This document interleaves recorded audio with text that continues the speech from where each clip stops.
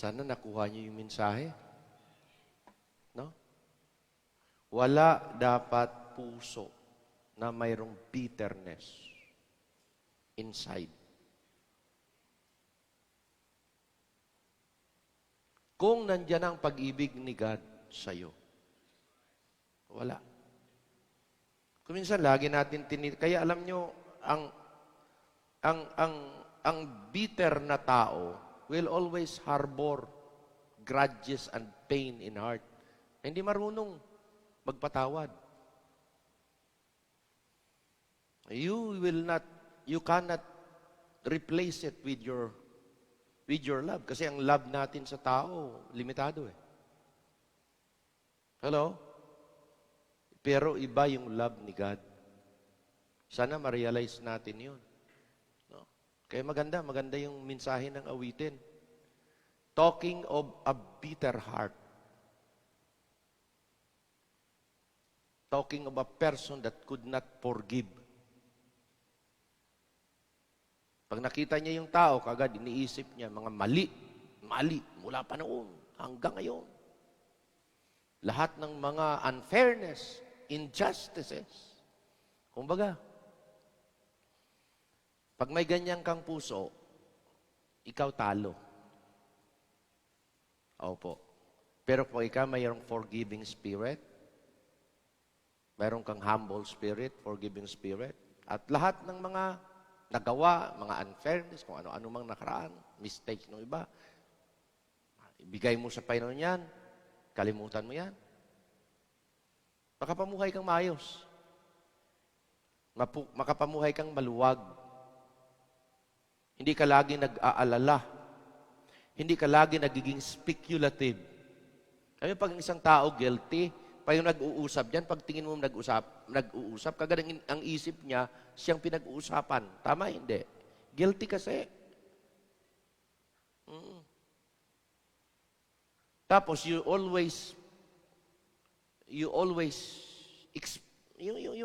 nagsispekulate ka na, baka ganito, baka ganyan, baka ganito, baka ganyan. Kung minsan, kuhan din eh, yung may isa kong kapatid na na-COVID, pagkatapos hanggang ngayon, nauubo pa rin, nauubo. Eh sa amin pong kuhan, sa aming pamilya, mayroon kaming lahi na yung kuhan ba, na-nervyos ba? Mapanervyos. Ewan ko sa inyo, baka mayroon din kayo. Nananervyos. Sa nanay side ko kasi, naninervyos eh. No? Hindi man naninervyos na masiraan ka ng bait. Grabe naman yon, hindi. Pero dumarating yung ganon na pag ikay may nervyos na, kagad-agad nagsispekulate ka na baka ganito na, baka ganyan na, baka ganito na ba. So, doon na mumuo yung fear. Doon na mumuo yung nagkakaroon ka ng anxieties, nagkakaroon ka ng stress.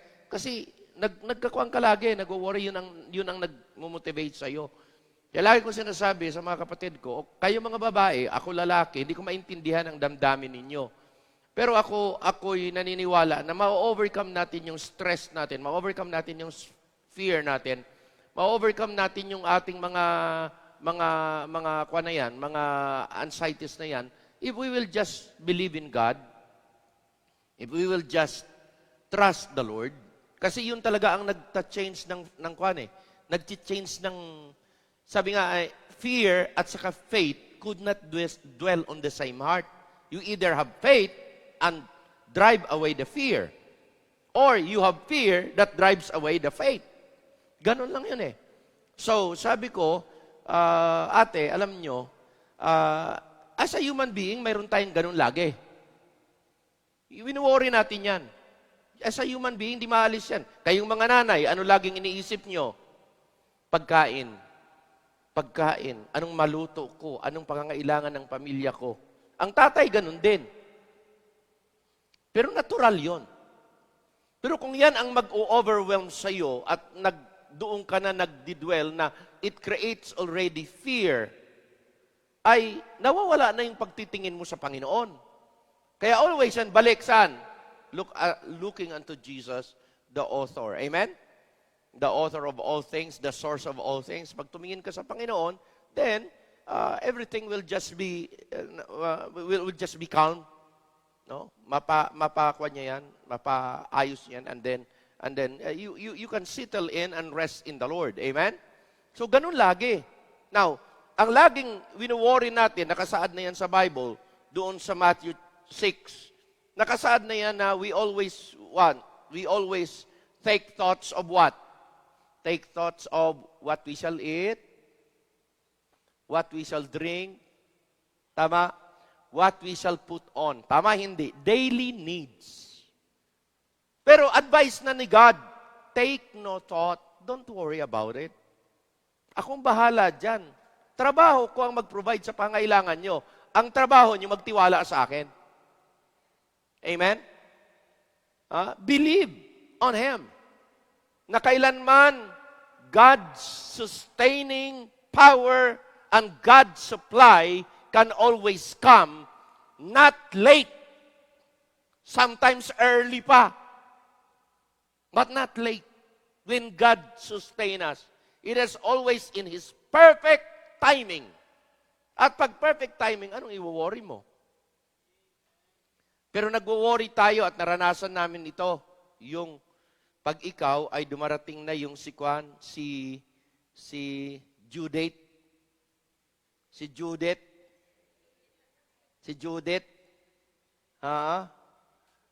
Pag palapit na si Judith, medyo, taika, paano na to? Tama, hindi? Ganun yun eh. Realidad yan, kasi laging may due date. No? Di ba? Kaya lagi ang iniisip natin mga babayarin. Yung mga utang natin na dapat mabayaran. Opo. Kaya talaga po, aking iniisip, ini-enjoy ko na lang ang isip ko at aking nilalagay sa isip ko para hindi ako mabothered ay ito, wala akong utang. Kinalimutan ko na ang utang, kaso lang ang due date, di mo makalimutan. Tama? Well, Diyos pa rin. Amen? Diyos pa rin. Okay? But we praise the Lord na we have always that hope in God. Amen? Tapusin natin. Ngayong umaga, I will be giving you a message na sabi ko na, healthy and fat. Sino ang fat dito? But not healthy. Healthy and fat. Okay? Basahin nga natin. Sige, punta po tayo doon. Okay. Kahapon, kagabi, I preached about, to be a channel of God's blessing. Ayaw ko na ang blessing ni God hindi daraan sa akin. Hello? Kaya we are motivated, we are always challenged, since then, we are following the guidelines of the Bible that, to be blessed by God, you ought to be His channel. Amen? Kaya ka blessed because gustong gamitin ng Diyos, ikaw, to be His channel of blessing also. Masarap po paging channel. Sabi nga, alam nyo, pag ikay daanan ng pagpapala ng Diyos, hindi po pwedeng hindi ka pagpalain. Amen? Ngayon, tingnan po natin. In our text din kagabi yan, Proverbs chapter 11, verse number 24, 25, and 26. Ano sabi diyan? There is he that scattereth, and yet increaseth. Generous heart kasi yan eh. May tao, nabigay lang ng bigay. Pero increasing. Siguro buhay na testimony aking ma-illustrate sa inyo si Kwan eh. Si Sir Simon na lang. Kasi malapit na po siyang umalis eh. Opo. Oho. Nung una, nireklamo kami kasi bigay ng bigay kami. Okay? Nung siya na, kami naman nagrereklamo. Kasi pag siya nagbigay, mas matindi kaysa amin. Ibubuhos talaga, uubusin lahat. Na kung minsan sa sarili niya, wala na. Pero hindi po kami nagrereklamo na hindi siya mapagbigay. Magandang pagrereklamo yun eh. Nagrereklamo kami kasi wala na siya para sa kanya. Nanuhan niyo ba ibig sabihin? Pero ang mindset niya, ay, katulad din ng mindset namin, pero kung minsan may reservation kami, siya wala eh.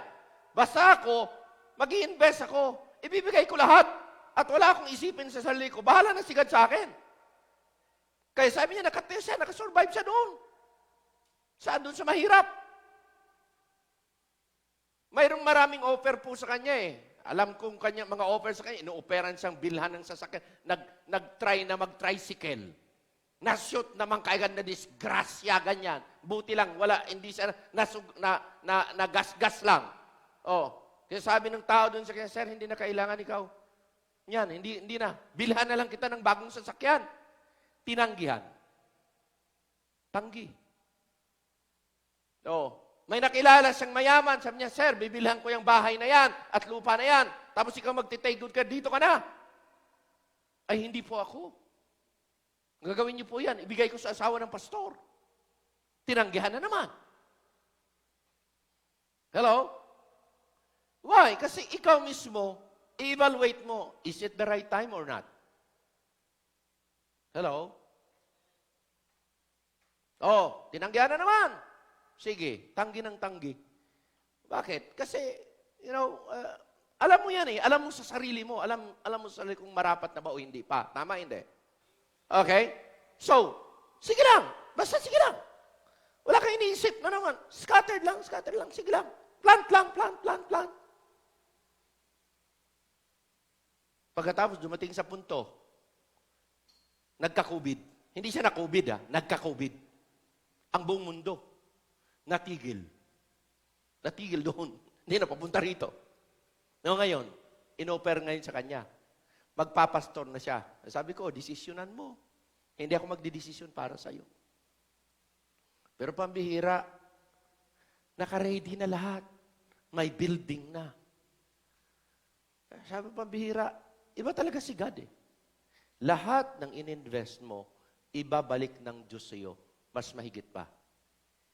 Mag-antay ka lang ng tamang panahon. Huwag ka padalos-dalos. Make sure that it is God's timing. And when it is God's timing, sabi nga, scatter ka na scatter. Pero alam ba ninyo na yung word na scattering is not the status, hindi po yan ang kalagayan ng bulsa, kundi kalagayan ng puso. Pag ikay generous na mapagbigay, generous ka talaga kahit ano pang sasabihin niya. May pera ka man o walang pera. May trabaho ka man o walang trabaho. Mahirap ka man o mayaman. Pag generous ka talaga sa puso, generous ka talaga. Kasi status yan, kalagayan niya ng puso mo eh. Yun ang pinaka, kasi po ganito, tingnan niyo ha.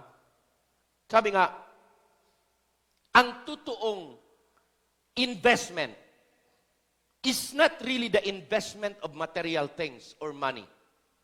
True investment is the investment in the life of people. Mas meaningful yun na investment. Kaya sabi ito, narinig ko ito sa isang pastor niya, he is no fool that he will give what he cannot keep to gain what he cannot lose. Hindi daw mangmang ang isang tao na kaya niyang ibigay ang hindi niya pwedeng i-secure sa sarili niya. Okay?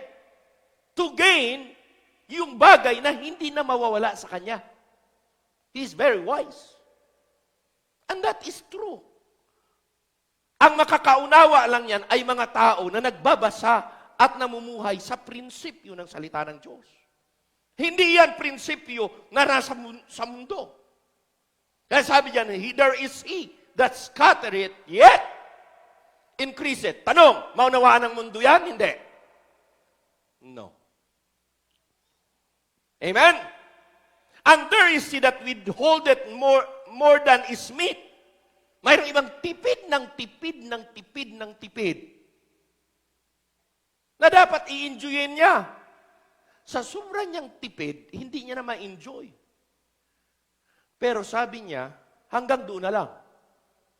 At maghihirap pa. Ito sabi ko sa mga anak ko eh. You know what? It's not wrong to invest. Are you with me? Pero kung puro ka na lang invest, pagkatapos may pangangailangan ka, titipirin mo. Tandaan niyo ito. Baka dumating ang araw, dumating na lang ang Panginoon, ang investment nyo, hindi nyo nagamit para sa Kanya. Not wrong to invest. Pero siguraduhin mo na ang gawain ng Panginoon hindi mo tinitipid, pati na sarili mo. Marapat lang, enjoyin eh. Sabi ko nga sa inyo, it's not wrong to work so hard na magtatrabaho kang patay-patay na parang baka o karabaw na pagtatrabaho. Amen? Then, for just a little bit or in a moment, enjoy it with your family. Bakit? Yun ang marapat eh. Pero hindi laging enjoy na magwawaldas ka. Mali naman yun. Amen? Pero nothing wrong to enjoy as long as you put God first in everything that you do. Amen? Amen? Amen? So, sabi yan, prinsipyo ng Bible yan. Hindi ko prinsipyo yan. Okay? Mayroong ibang talagang tinitipid. Pero, naghihirap. Sabi nga naman, maghihirap ka nga naman talaga. Na kung saan, pati kalooban mo, naghihirap. Sa sobrang pagtitipid mo, mayroon ka namang hindi dapat tipirin. Pero tinitipid mo pa. Alam niyo mangyayari, ang kalooban mo lalo, naghihirap. Oo. Pero hindi natin tinuturo, hindi tinuturo ng Bible, magwaldas ka. No. Hindi. Ang dapat enjoyin for a moment is to enjoyin mo. Tama, hindi? Okay? Ang kailangan lang ay i-manage natin, naturuan naman na tayo mga kapatid ko ng manage well. Financial freedom is how to manage well what you have. Amen? Sabi nga, ano ang difference ng rich at saka poor? Simple lang. Ang rich daw at ang poor difference ay ito. Yung mga mayayaman, marunong mag-impok. Ang poor, nagwawaldas. That is poor. Waldasero ba kayo? Waldasera ba kayo? You're poor. Pero kung marunong kayong mag-manage at sinalagay nyo sa tamang pagastusan ang dapat pagastusan, abay, wise. Yayaman ka. Amen? Okay, 25. Dito ang ating verse. Fat, healthy. Healthy, fat. Pamera, hindi ko alam kung saan. Sabi niya, the liberal soul shall be made fat. But he that watereth shall be watered also himself. Amen? Kaya mga kapatid ko sa pananampalataya, kailanman ang Diyos at ang kanyang salita hindi pwedeng magsinungaling. It is a true-to-life experience of a lot of people who follow the principles and who apply the principles. Pag ikay marunong magdilig, madidiligan ka rin. Pag ikay marunong magtanim, aba, pambihira, aani ka rin. Amen? Bakit po? Prinsipyo ng salita ng Diyos. Okay? Verse 26, but he that withholdeth corn,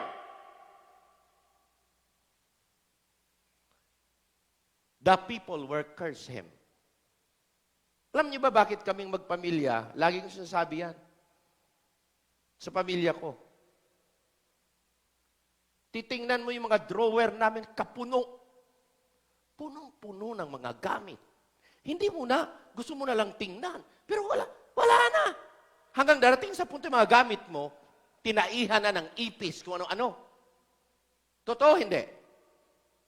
Bakit? Hindi mo na nagagamit. Kaya sabi ko kay Mrs., habang ang iyong damit ay bago pa, suot mo na. Huwag mo nang itagal-tagal dyan sa drawer. Gamitan mo na.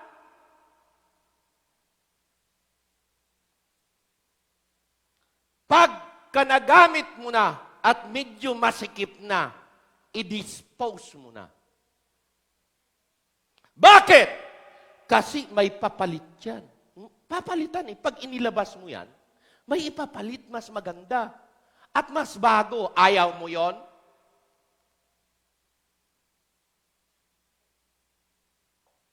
Oo.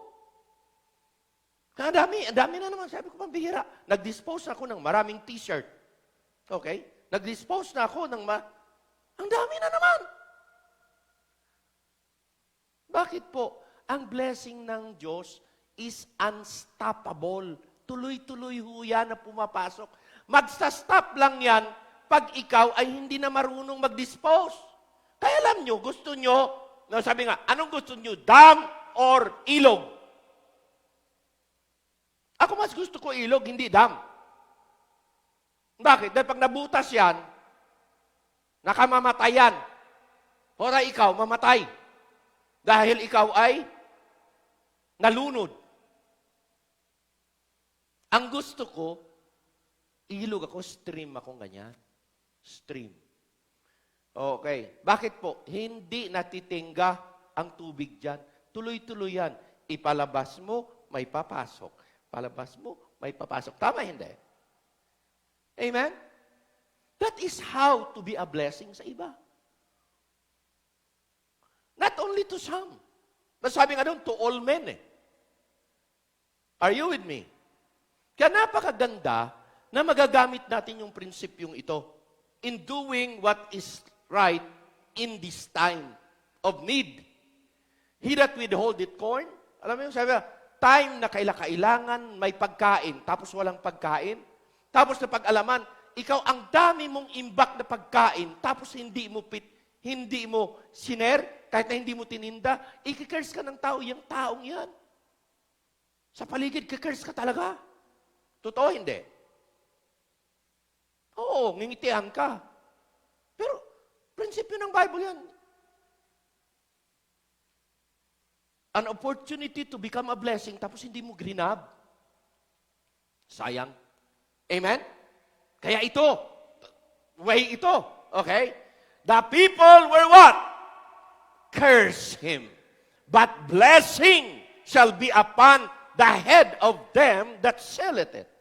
Kaya itinda mo pa eh. Napansin siguro ninyo. Okay. Ako pag si misis ko, nagtitinda. Nagtitinda po talaga kasi may need.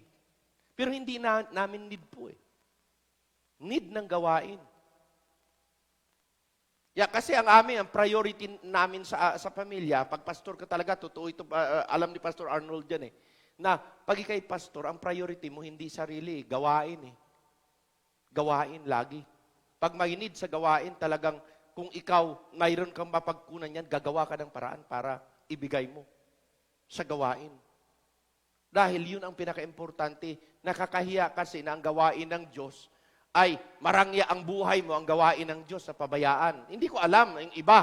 Kasi may mga simbahan talaga na masagana. Hello? Siguro marami talaga sa kanila at may mga outside sources sila. Opo. Tayo naman, wala eh. Dito lang eh. Mga kapatid lang sa pananampalataya. So anong gagawin natin?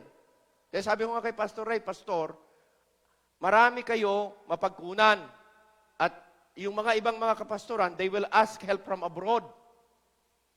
Okay, they will ask help from other churches abroad na mga sumusuporta sa kanila. Kami, wala.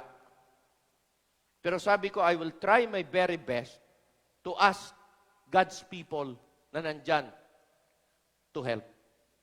Amen? With the few that we have, and we could gather that amount. Alam niyo, mga kapatid, ako mismo, proud na ako eh. We could gather that kind of amount eh. Sa isang linggo lang, di madali yun. Pero alam niyo, pag kasi malaki na ang puso mo sa gawain at nauntindihan mo na, magkukusa ka lang eh. Amen? Amen? Now, nais kong tingnan niyo po ito. Punta tayo doon. Punta tayo. Okay, tingnan niyo. Madali lang po tayo. Tingnan niyo. Okay? Healthy fat. Okay? Yan ang pamagat. Bakit ang tagal mo? Hindi malipat. Healthy fat. Okay. Una, tingnan nyo, basahin nyo.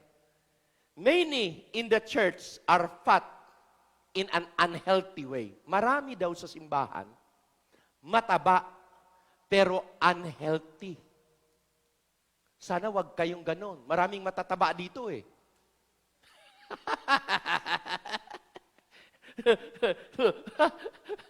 At saka, sa totoo lang, opo, kung makita nyo, ito, tingnan nyo ito ha. Review your picture. Sige. Review your picture when you are still single. At tingnan, kumpara nyo ngayon. Diba? Nung single pa tayo, pambihira. Papayato talaga. Ngayon tumaba na tayo Amen?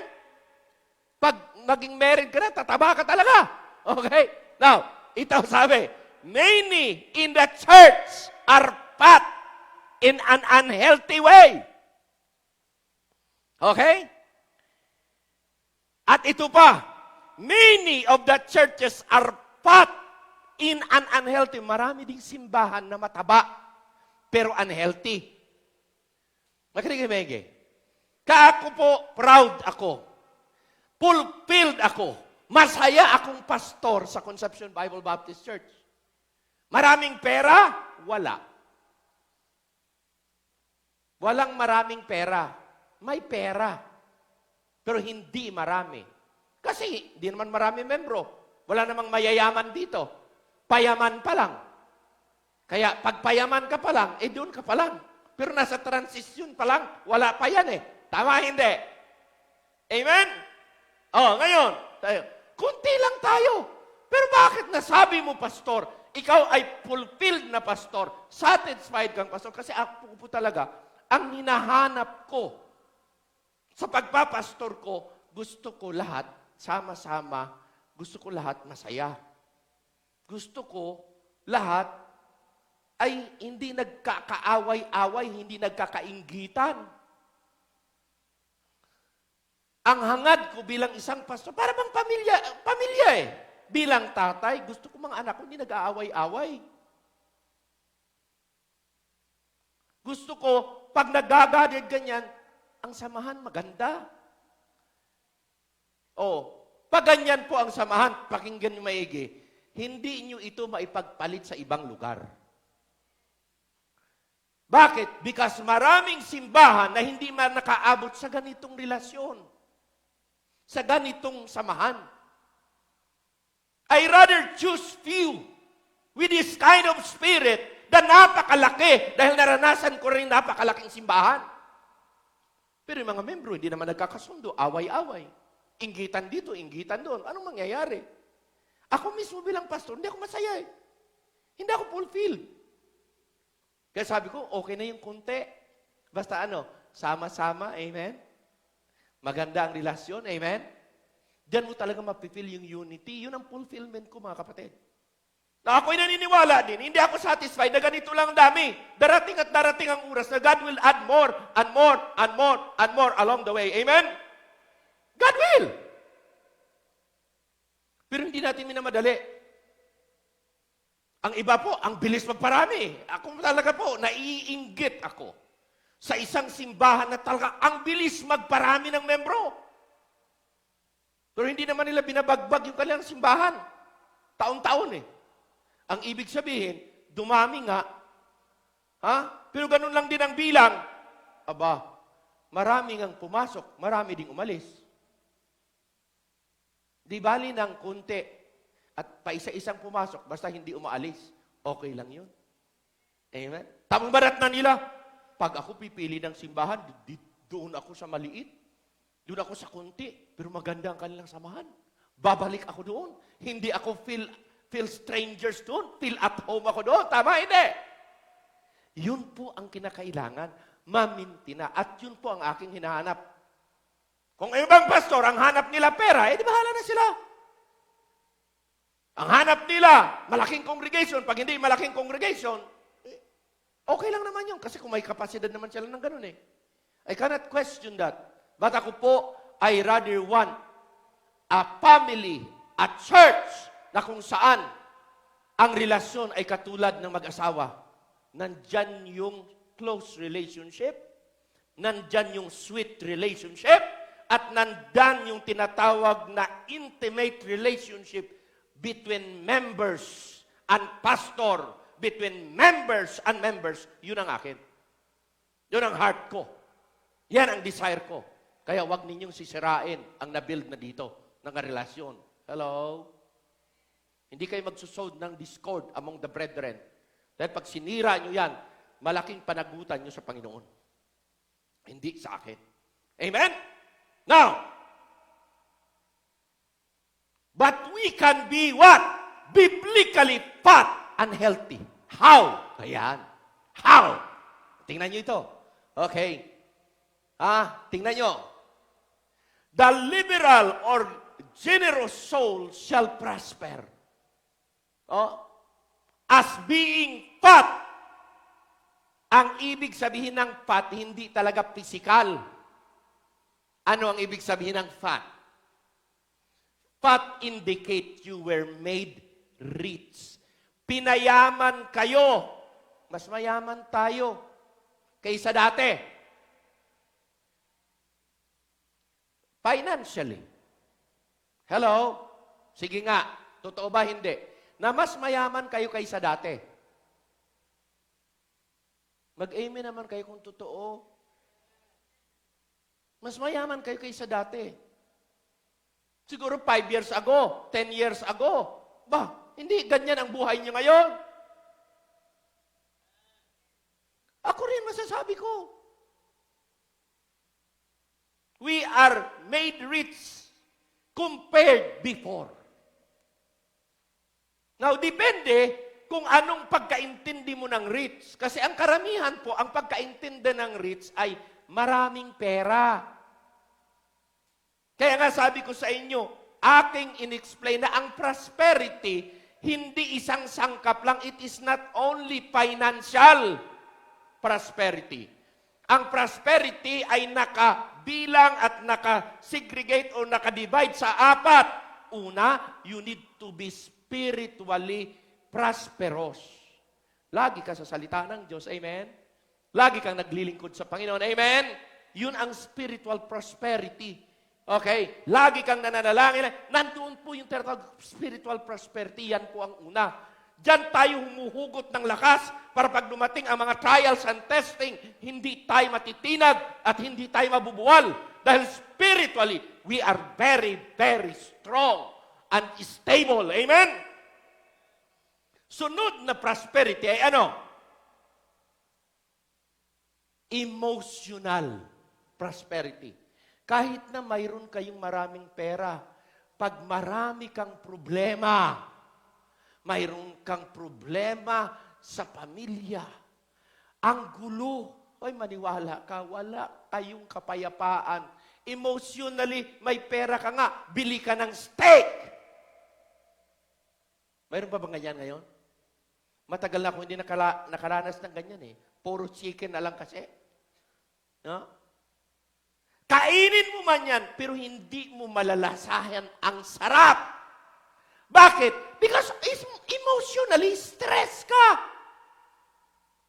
At yan lagi ang problema ng mga may kaya sa buhay. Hello? Kaya ang ini-explain ng Bible na riches, hindi talaga riches, materially speaking, na talagang sobra.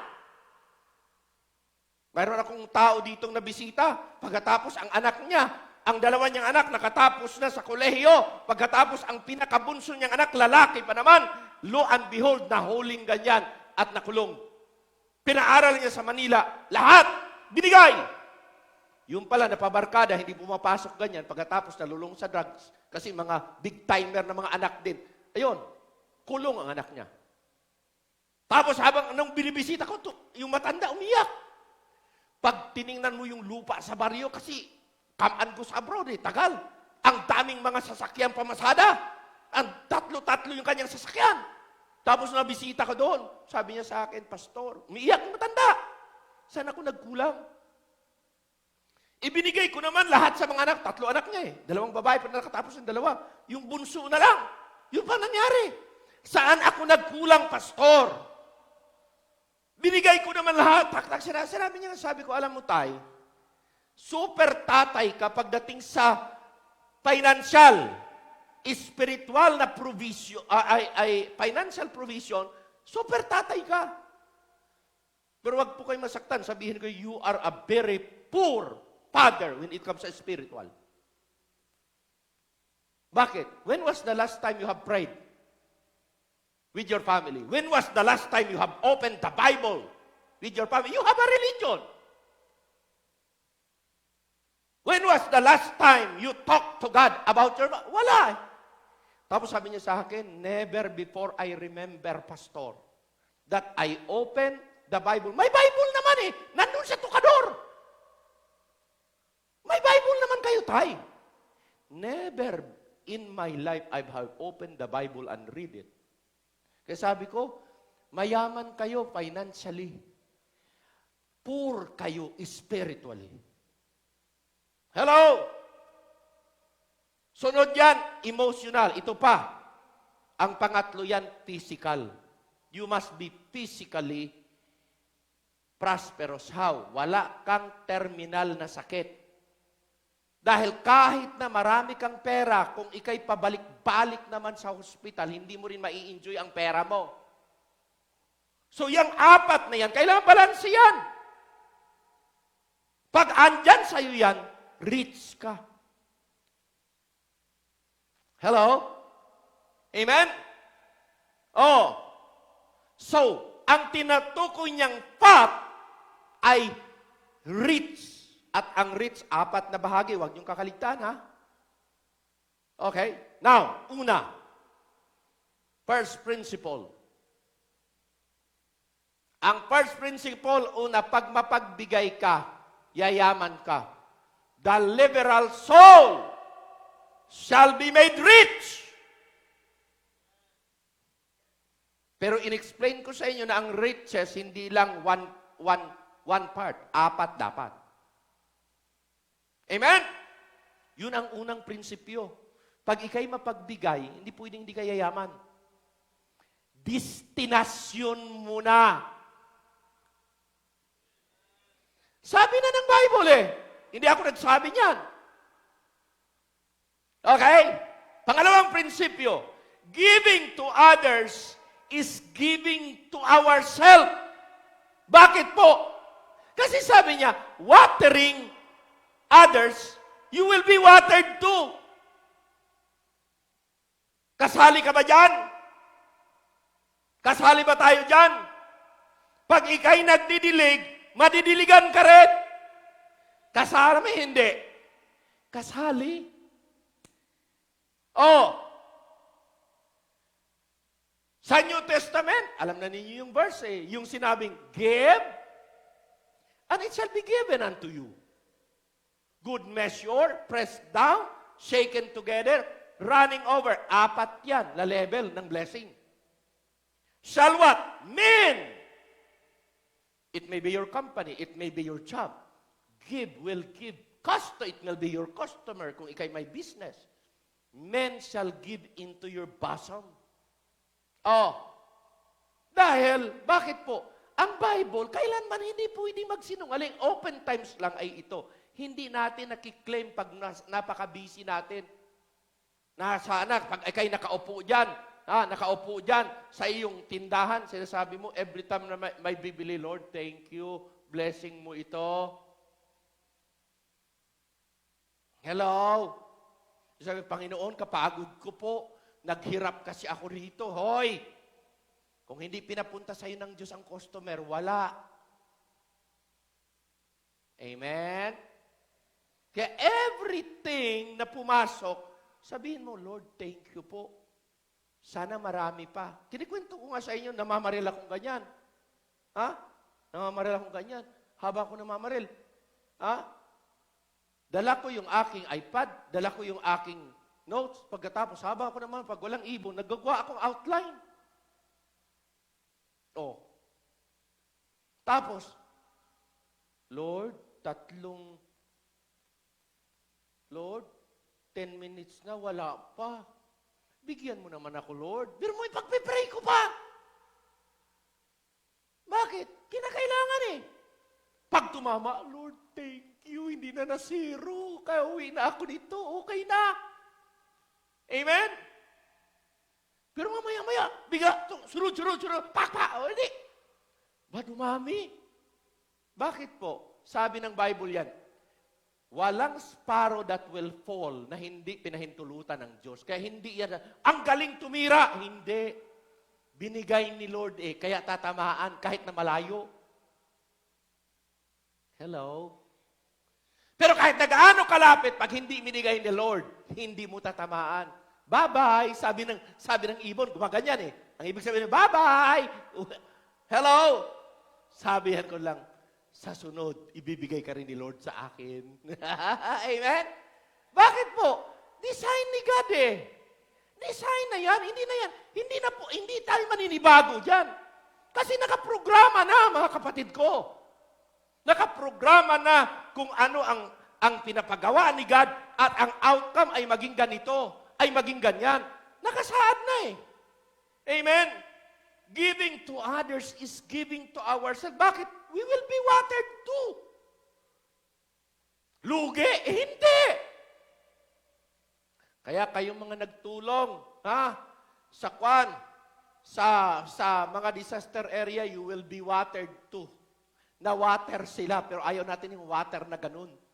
Let us be watering them with blessing. Amen? Ganun lang. Tulong lang tayo.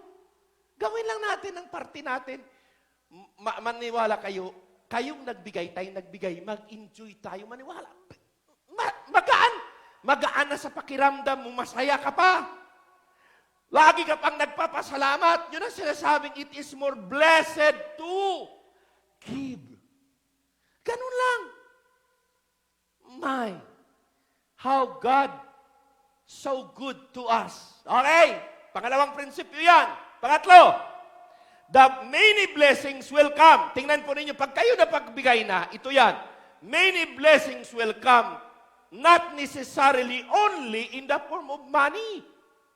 Alam ba ninyo, pag nakapagbigay na tayo, ang blessing hindi lang po yan sa form ng pera. Pwede yan in the form of your good health. Hello? Hindi ka magkakasakit. Amen? In the form of strength, ikay laging malakas. Okay? In the form of what? In the form of privileges and opportunities. Ang dami. Sabi nga ng kapatid natin, hindi ko maisa-isa, pastor, yung blessing ko, ang dami. Bakit? Ang merpak lang na ang relasyon mo sa pamilya mo maayos, mapayapa, blessing na po yan. Oo.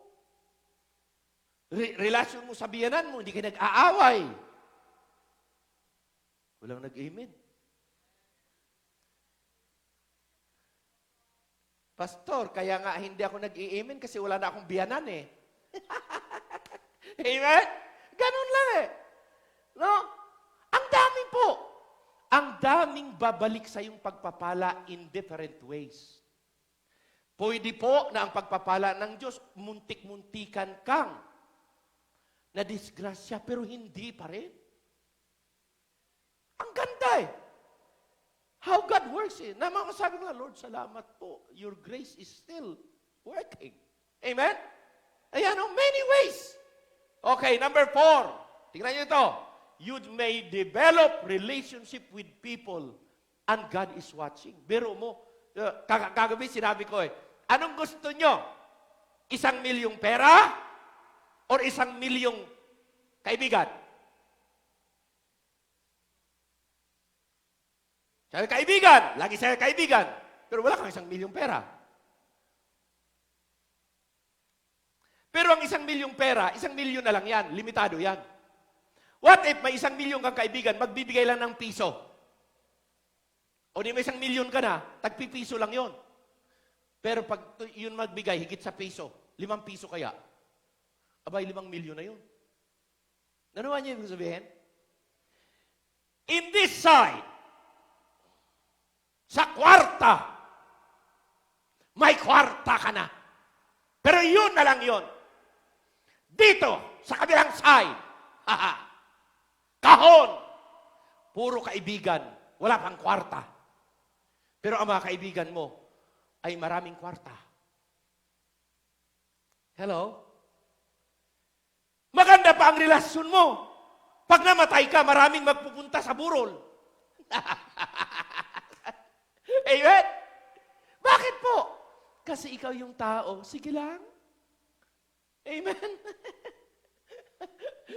Diba? Alam niyo mga kapatid, sa pananampalataya, yan ang life na kung saan blessing. Pag blessing po kayo, hindi kayo tao na kaiinisan ng bayan. Hindi. Mamahalin kayo. Mamahalin kayo. Okay? Relationship. Yan, another blessing yan. Giving to those who cannot repay is a blessing and God is watching. Alam ba ninyo na binabantayan kayo ng Panginoon? Alam ba ninyo na kinikip kayo ni Lord? Alam ba ninyo na alam ni God kung dapat kayong bigyan ng blessing o hindi? Alam ni God yan eh. He's watching. So doon lang tayo tumingin. You will be amazed what God will do. Amen? Amen? Amen?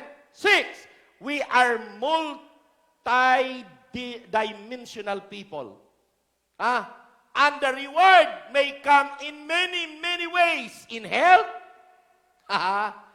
okay, relationship restored. Mayroong mga tao, makinig kayo maigi, nung kayo hindi pa mananampalataya, ang gulo ng relasyon sa bahay. Ang gulo ng pamilya. Pero imagine mo, nung dumating ang Panginoon, dumating ang gospel, tapos ang pamilya inayos, tama hindi? Dati-dati nag-aaway, ngayon naging puro Kristiyano na maayos na, amen? Masaya na, amen? Bakit po? Blessing yan eh. Maraming paraan.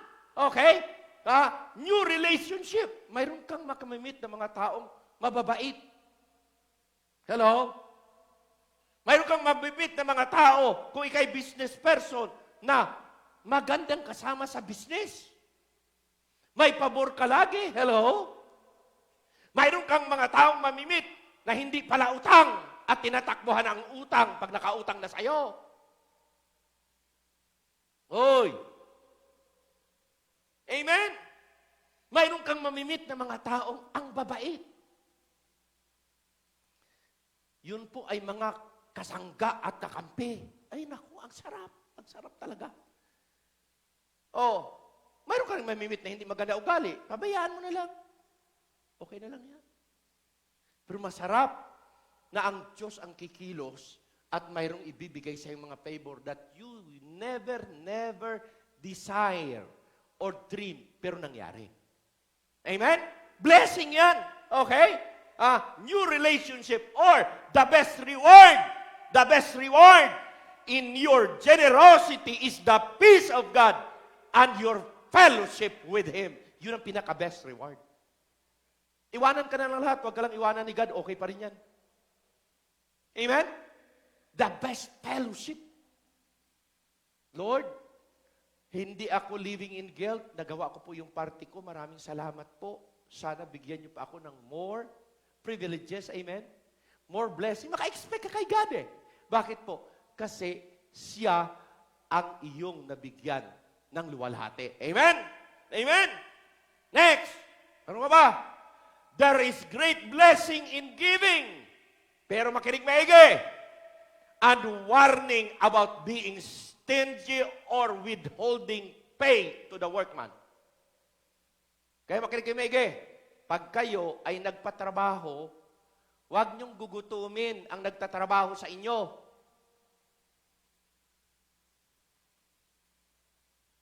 Lagi nga ginagawa natin, nagtrabaho na. Ano pang ginagawa natin? Sinasahudan pa. Pinapakain pa. Bakit po? Makinig maigi. Pag good worker, hindi mo gugutumin. Para ano?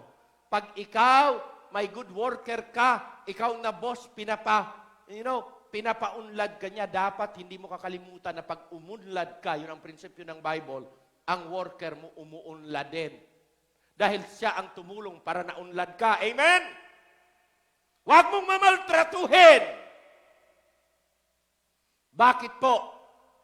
Pag yung tao na yung masipag na yan, ay minaltrato mo yan, iiwanan ka niyan, talo ka, lugi ka. Dahil ang sunod na pupunta sa'yo, magnanakaw. Lahat ng ipapagkatiwala mo, lulukuhin ka niya. O sige. Amen? Kaya pag nakahanap kayo ng masipag, mabait, hindi, loko-loko, i-keep nyo yan, alagaan nyo ng mabuti yan. Kung inaalagaan ka niya, para yan maging favor sa'yo, marunong ka rin umalaga dapat doon. At makikita mo, maging loyal sa yan. Pag naging loyal sa yan, hindi kanyan iiwanan kahit na nagipit-gipit ka na. Amen? That is the relationship of the master and the servant, the relationship of the boss and the worker. Ganun dapat. Amen? So, bakit po? Ito po, may warning dyan. There is a great blessing in giving, but there was also a warning for those who are mistreating other people. Hindi po pwede ganyan. God is a rewarder and a discipliner of a person. Hello? Bilang lingkod ng Diyos, proven and tested na ang ating Diyos ay a rewarder of those who are obeying and also a disciplinarian for those who are disobeying. Amen? Mayroon pa ba? 8. Hoarding is not encouraged. Huwag kayong magtipid, lalong-lalo sa gawain. Saving for old age is as we are told in Proverbs. Tama lang yan, yung ant ba? Yung ant. Nasabi doon, ang ant, maaga pa, wala pang tag-ulan, sila po ay nag-gathered na, nag-iimbak na, nag-iimpok na. Para pag time ng rainy season, ay hindi na sila po magtatrabaho kasi marami na silang naimbak at hindi na sila magugutom. Are you with me? Amen? Yang principles na yan, doon yan po. Saan? Sa mga taong tamad at sa mga taong hindi ina-anticipate ang tinatawag na calamity season. May panahon ng ganyan eh. Kaya sabi niya, kailangan may savings ka. May iniipon ka. Amen ba? Okay. Now, a farmer to leave a gleaning for the poor. Diba? Prinsipyo ng Bible yan. Pag ikay may-ari, doon sa kay Boaz, no? Pag ikay may-ari ng land, lagi yan sinasabi, laws, yan sa promised land, na pag ikay nag-harvest, huwag mong haharbisin hanggang kapira-piranggot na butil. Hoy! Iwanan mo. Bakit po? Yung mga naiwan dyan, para yan sa mga mahihirap. Amen? Huwag mo pag ikay nag-harvest, lahat hanggang isang butil na lang, wala kang ititira. Sobra mo naman kaganin. Ang dami mo ng ani. Wala ka talagang itinira, kahit na isa lang. Hindi Ganun yung prinsipyo ng Bible. When you have already harvested, mag-iwan ka ng konti para sa iba naman. Amen? Bakit po? Yun talaga ang characteristic ng isang taong mapagbigay. Yung isang taong mapagbigay.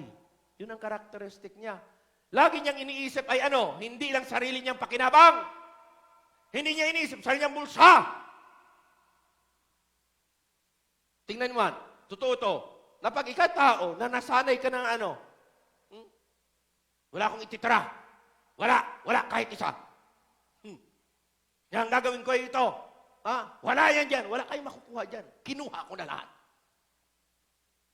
Alam nyo, pag ganyan ang ugali mo, dala-dala mo yan hanggang paglaki mo. Dala-dala mo yan. Kahit nayayaman ka na. Na talagang, anong tawag kay kapangpangan niya ito? Maimut. Maimut. Ang pambihira naman ka, wala ka namang abag. Naka-harvest ka na eh. No? Share it. Share with others. Kaya naman, di ba nauso sa atin, Share your blessing. Kapatid ko, amen? Share your blessing. Share mo naman. Di naman ibig sabihin, pamigay mo blessing mo lahat. Di naman sinabing ganyan eh. Share a little bit. Amen? Nag-birthday. Pastor, mayroon tayong konting pagkain dyan. Hoy, mabihira naman. Share your blessing. Amen? Okay? Pero ito, huwag kaligtaan ha. Huwag ka naman lagi. Hoy, pa-share naman dyan. Pilitin mo pa. Hindi naman tama yan. Tapos titingnan siya, pag ikaw, nagkaroon ka ng blessing, hindi ka naman nag-share. Tapos parang nagrinig ka. Abay, mahiya ka naman. Amen? Salamat po kami. Inimbitahan kami ni Pastor Arnold doon sa bahay niya. Kami po, marami kami. Ini-expect kanila, 20 kami. Lahat po ng Levites family, napunta kami doon sa kanila. Tapos itong mga plantita, talagang naghahanap ng mga, hindi ko naghahanap ng mga tanim-tanim di ba? Ba't nakaka-enjoy Amen? Bakit po? Alam nyo, mga kapatid ko, pag ang spirit natin ay generous tayo, you will always share. Doesn't matter kung ano ang return. Sige lang, basta share lang. At makikita mo pag ganyan ang spirit mo, makakita mo marami pa Marami pang gagawin si God. Amen? Hoarding is not encouraged. Saving for old age is, as we are told in Proverbs, napakahalaga yan. Now, last. Proverbs 4, chapter 13, verse 4 and 7. Then we will close. Ano sabi? Chapter 13, verse 4. Tingnan to. The soul of the sluggard desireth. Hangad ng hangad yung taong tamad. Pero ano? Kahit na hangad ka ng hangad, pag tamad ka, uuwi sa wala, hangad ka na lang ng hangad. Bakit po? Sluggard ka Okay? Pero sabi niya, but the soul of the diligent, what? Pag masipag ka, hello? Sipagan mo lang. Pag masipag kang magtanim, sige lang. The soul of the diligent will what? Will be made rich. Palitan ko yung pat. Rich. Amen? Next pa. Isa pang verse. Okay. Verse 7. There is he that maketh himself rich. Maketh himself rich. Yet, had nothing. Naalala ko tuloy yung isang church doon sa Laodicean church ba yun? Sa Revelation, sabi niya, sinasabi mayaman kayo, but you are poor. And you are needy. Bakit? Kasi sa Diyos, mahirap kayo. Di kayo mayaman sa Diyos. Di bali nang di tayo mayaman dito sa mundo. Huwag lang tayong tingnan niya ang hirap mo. Hello? The world may declare us poor, but mas masarap yung declaration ni God. Amen? Di ba na-declare ako ng mundong mahirap? Pero sa Diyos, hindi ako mahirap. Amen? Mas final yun. Okay? There is he that maketh himself rich, yet hath nothing. There is he that maketh himself poor, yet hath great riches. Saan kayo dyan? Di bali ng poor sa mundo, mayaman sa Diyos. Kaysa mayaman sa mundo, poor naman kay God. Hello? Amen? With that message today, I want you to be rich with God, for God. And so, ang sabi dyan, Lord, make us open. We can be fat in a healthy way as we watered ourselves in giving. Amen? Lord, make us open to give as much as you are to give us so much. Di ba panalangin lagi natin, Lord? Hindi naman tayo naninalangin ng tingi-tingi na blessing para sa sala natin Ano panalangin natin? Lord, make us, bless us with so much. Tama, hindi? Yan naman ang desire natin Kaya alam nyo, mga kapatid, dapat ang panalangin natin yan, if God will bless us with so much, let us also give with so much sa iba. Tama ba? Because that is how the blessing continually flow to us. The severe, devastated area are crying and waiting for your help. people and children are dying, will you respond to the love of God that motivate you to do so? And let us pledge and give now. Alam niyo, ganun po yun. Kaya po, salamat sa Diyos na mayroon natin 17,000. Ngayong umaga yan, ha? Plus 2,000 ko, that is 19. Baka mayroon pa kayong idadagdag kung hindi pa kayo nakagawa. Let us do something out of the heart of love. Amen? Tumayo tayong lahat, mga kapatid ko. Let's all stand up. Let's all stand up and pray and see. Heavenly Father, Lord, as we close our service today, thank you po that we can be healthy and fat because you bless us. Thank you, Lord, na kayo ang Diyos na hindi nagkukulang sa aming mga pangangailangan. Yes, mayroon kaming mga pangangailangan din, pero may mga tao mas grabe ang pangangailangan kaysa amin. And we are just enjoying life here. Salamat po na ang aming mga hanap buhay hindi nasira. Ang bahay namin, ang mga tinatangkilik namin, damit namin, anuman ang aming mga gamit-gamit, sasakyan, o anuman, Panginoon, na mayroon kaming gamit sa bahay, hindi po nasira. Hindi po nasalanta. Salamat o Diyos na kami ay inyong iningatan. Kaya naging ganito kami ang aming estado ngayon.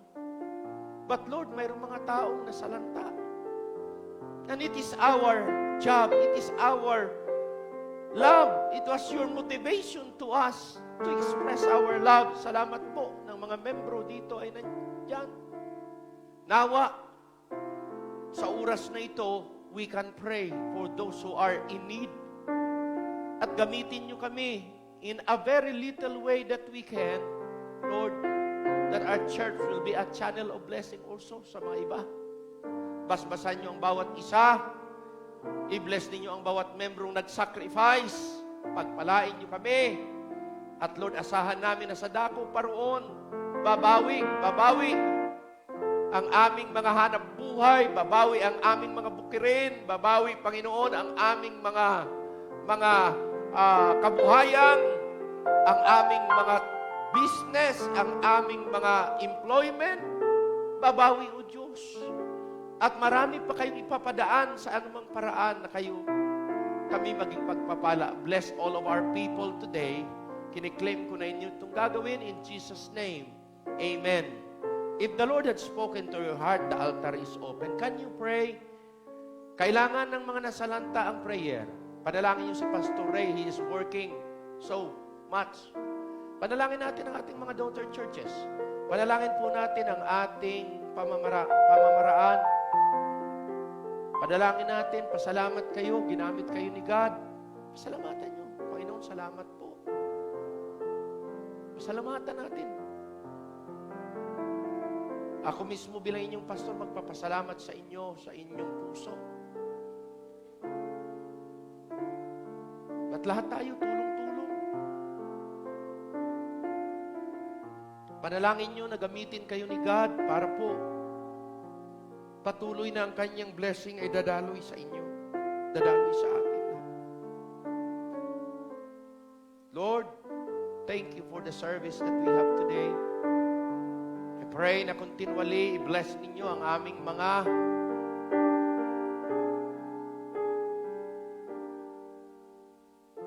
imbakan. Pray ni Lord na ang aming savings ay aming isa-sacrifice. So you made a promise na hindi mo pagkukulangin, hindi mawawalan ng laman ang aming imbakan. And wherever we will go, you will always bless us and bless the work of our hands. Salamat o Diyos sa inyong mga salita. Salamat sa pangako ninyo. As an obedient children, the blessing will overtake us, will come to us, will overtake us. And Lord, tulungan ninyo na lagi kaming magiging anak niyong masunurin. Bless all of us, Father God. Kiniklaim ko ang lahat ng ito inyong gagawin. For this will I pray in Jesus' name. And all the people say, Amen and Amen.